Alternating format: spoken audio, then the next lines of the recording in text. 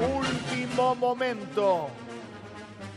La ONU intimó a Macri tras una denuncia por manipular a la justicia. Agustín.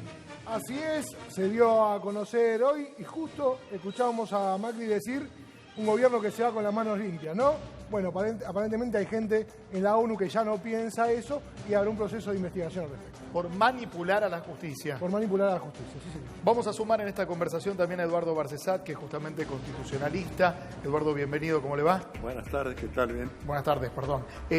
¿Hay una posibilidad de esta manipulación de causas judiciales o de presión sobre la justicia, que son cosas distintas, ¿no? Bueno, yo creo que están las dos cosas, porque se ha manipulado en el sentido de establecer el propio presidente frases tan inapropiadas como necesitamos jueces que nos representen. Esto es absurdo. Es decir, obviamente los jueces representan la supremacía constitucional y no otra cosa. Después ha dicho, no es lo que habíamos pactado, refiriéndose a sentencias que resultaron adversas a su pretensión. ¿Alguna decisión de la Corte también en relación a ese tono de expresión, no? Yo creo que hubiera sido deseable un pronunciamiento de la Corte más nítido, más claro. La Corte se pronuncia cuando el tema de las escuchas ilegales y de la reproducción o filtración ilegal, porque estaba comprometida ella misma, pero hubiera sido deseable, y todavía lo es, que se pronuncie respecto a las presiones que ha tenido y al manipuleo de causas que se ha hecho en esta etapa del gobierno macrista, que de ninguna manera es una etapa de valores republicanos, de recupero de la independencia de la justicia, es una etapa de manoseo, de sumisión del Poder Judicial, que se ha convertido, por lo menos la pata negra del Poder Judicial, en un elemento fundamental de esto que hoy conocemos como lawfare o guerra judicial, y que significa la persecución del adversario o del enemigo, ya no mediante bombas, secuestros, desapariciones, sino mediante el instrumento judicial, que no por eso es menos perverso. Seguro, para tomar algunos casos, ¿sí? Simplemente a modo de ejemplo. Por un lado, la causa del Correo y cómo intentaron apartar a la fiscal Boquín. Para hablar de otro caso, por ejemplo, Ramos Padilla, y todavía un fiscal como Stornelli que no se puso al servicio del Poder Judicial. Y también en algún momento hubo una mayor denunciante, Elisa Carrió, en relación al manejo de los sistemas de servicios de información en 2016, hasta que luego bajó, ¿no?, el nivel de denuncias contra una de las integrantes de la AFI. ¿Todo eso es lo que la ONU puede evaluar o por lo menos interpela para que se evalúe? Por supuesto que va a evaluar todo eso. El alto comisionado de la ONU es un sujeto de una gran capacidad jurídica y prestigio, sí. De manera que la respuesta que tendrá que dar el gobierno tendrá que ser muy solvente. ¿Está obligado o puede dar una respuesta simplemente protocolar, un bosquejo de un enunciado y ya está? Lo que no satisfaga al comisionado, al relator, significa una insistencia y una comunicación a la Asamblea de la ONU.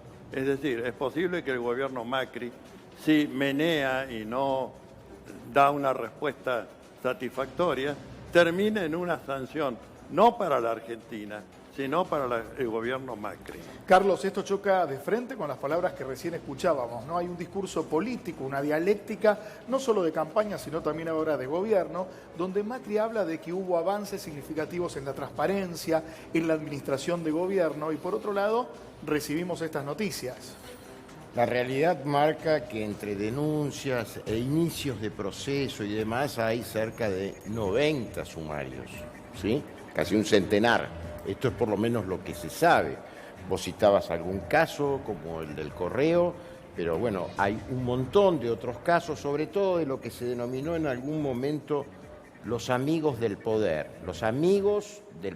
económico que se enancan en el gobierno. Entonces tenés cuestiones como el pariente Calcaterra, los Caputo... Perdón, en fin, para sumarte, curiosamente la reaparición de los cuadernos quemados, que volvieron en sí y reaparecieron, hay dos que no aparecieron, Agustín, y que en uno de ellos involucraría maniobras de Calcaterra y en otra maniobras de una empresa importantísima como Techint. Sí, tal cual. También está el caso del blanqueo, ¿no? El blanqueo de los familiares del presidente. Hay muchas cosas para... 100 causas entonces, Moreno, es las que... o Carlos, sí. No, yo... Pensar que un oligarca se puede ir con las manos limpias, eso es ridículo. Se va con las manos sucias como siempre las tuvieron las 1000 familias argentinas, y este es un Blanco Villegas.